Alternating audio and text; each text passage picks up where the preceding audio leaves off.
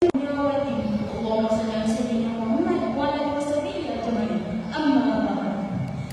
kasih kepada yang berusaha mengurusi majlis dan bersama para hakim yang lebih arif lagi bijaksana. Hadirin yang dimuliakan dan rakan-rakan semua. Sepenuh Maulid Rasul ini, saya ingin bercerita keteguhan Nabi dalam berdakwah.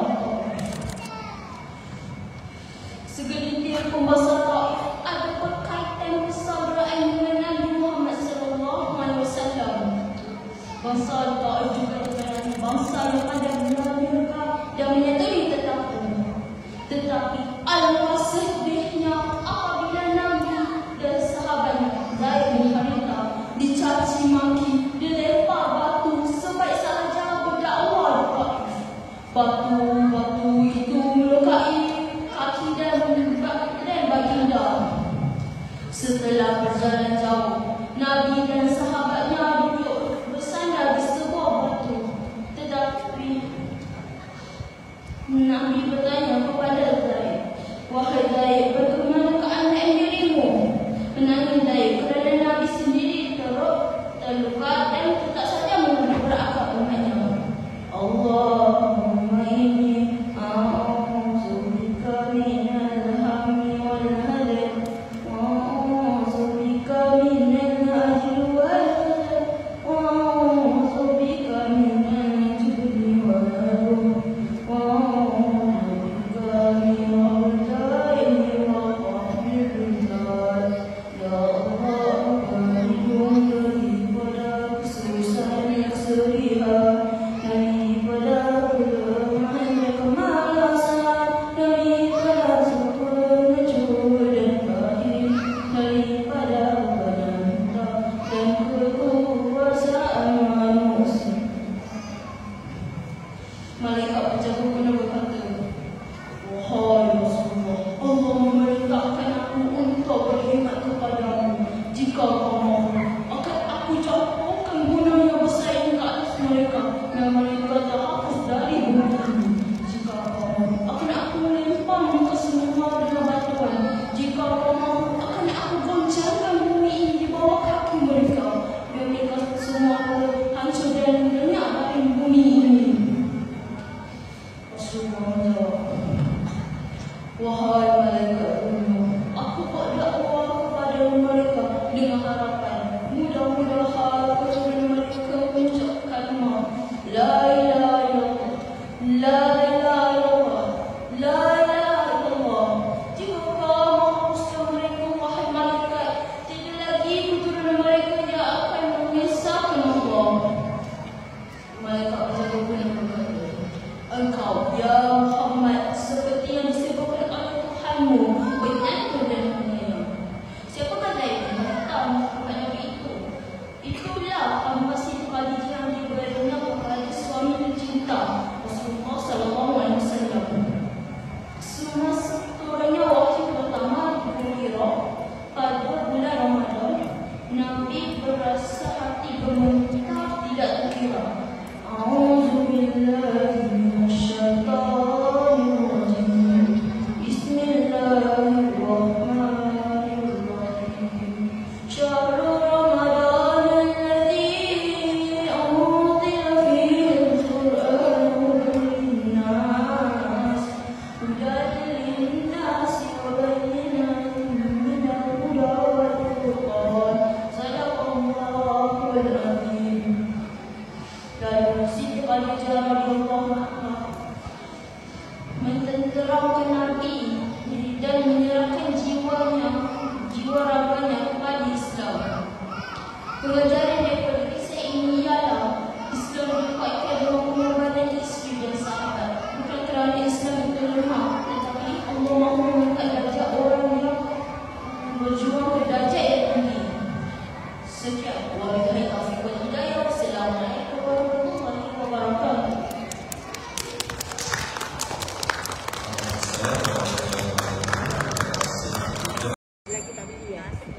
Assalamualaikum warahmatullahi wabarakatuh.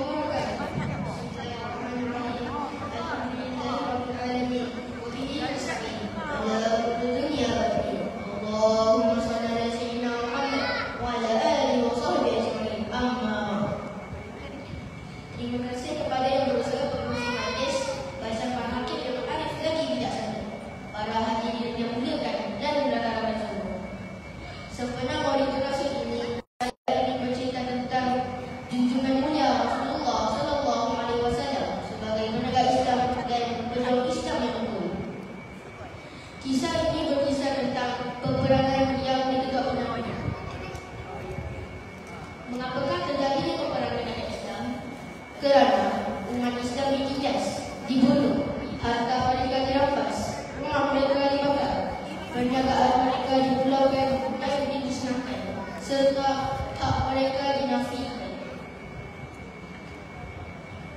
Hadirin sekalian, peperangan dalam Islam ada syarat-syaratnya. Syarat pertama, peperangan hanya boleh dilakukan setelah berguna diplomasi menemui jalan buntu seperti perjanjian Hudaibiyah. Syarat kedua, larangan membunuh dan larangan menzalimi golongan tidak bersalah seperti kanak-kanak, kaum wanita, orang tua, pendeta di gereja atau pekerja yang tidak terlibat dalam peperangan. Syarat ketiga, larangan merosakkan alam sekitar seperti tanaman dan haiwan kecuali untuk dimakan. Syarat keempat, larangan menghina musuh. Syarat kelima, berlaku baik terhadap tawanan perang dengan memberi peluang mereka membebaskan diri dengan wang atau ilmu pengetahuan atau memberi hikmat. Hadirin sekalian, mari kita imbas kembali peristiwa peperangan Badar yang berlaku pada 17 tahun kedua Hijrah. Sebab berlaku peperangan ialah harta benda orang Islam ditinggalkan di Mekah, dirampas orang kafir. Tujuan peperangan ialah hendak melemahkan ekonomi musuh yang menghancurkan Islam. Dan juga tujuan peperangan ialah hendak mengembangkan dakwah Islam.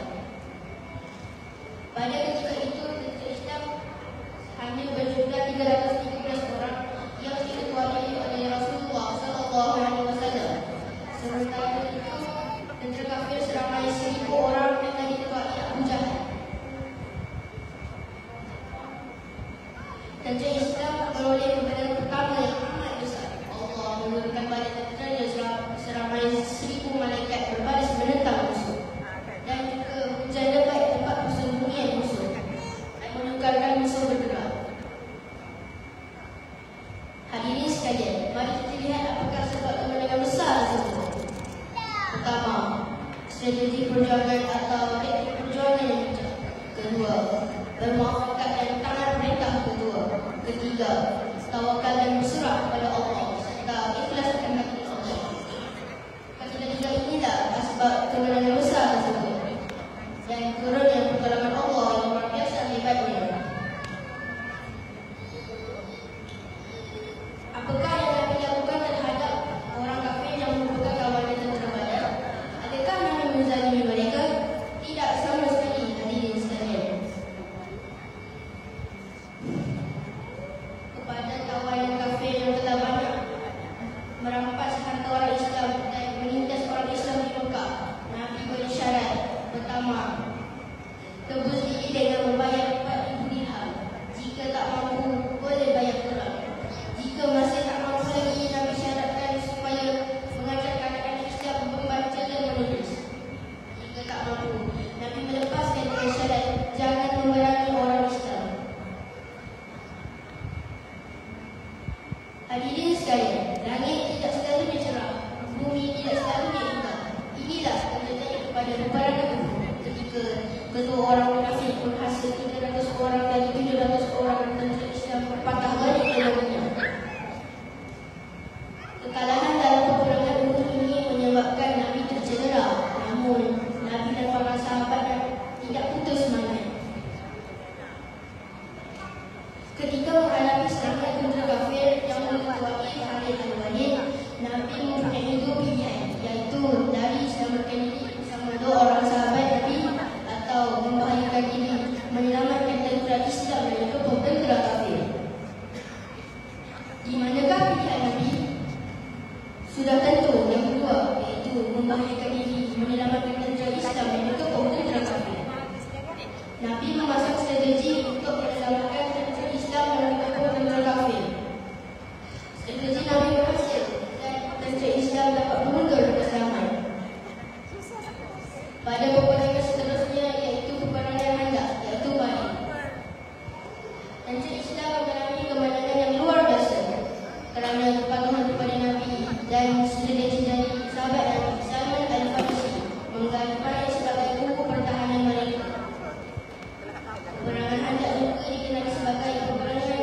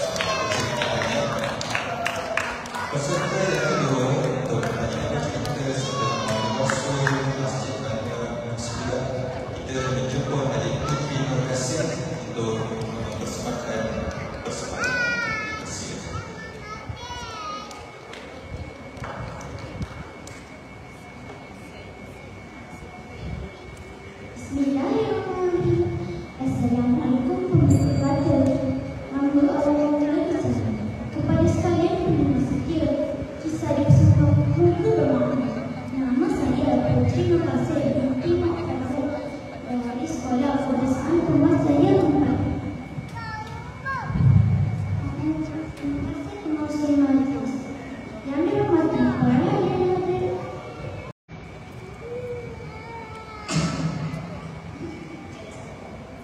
Assalamualaikum warahmatullahi wabarakatuh. Assalamualaikum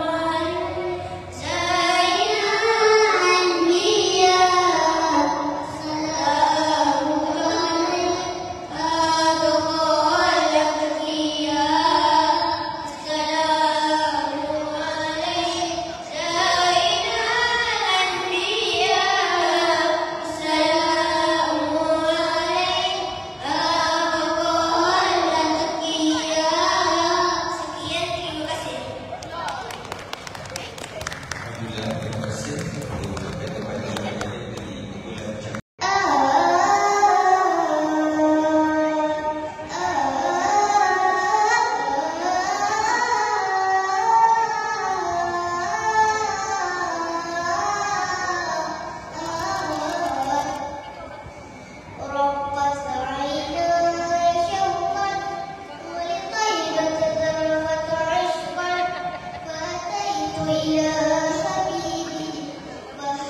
Ya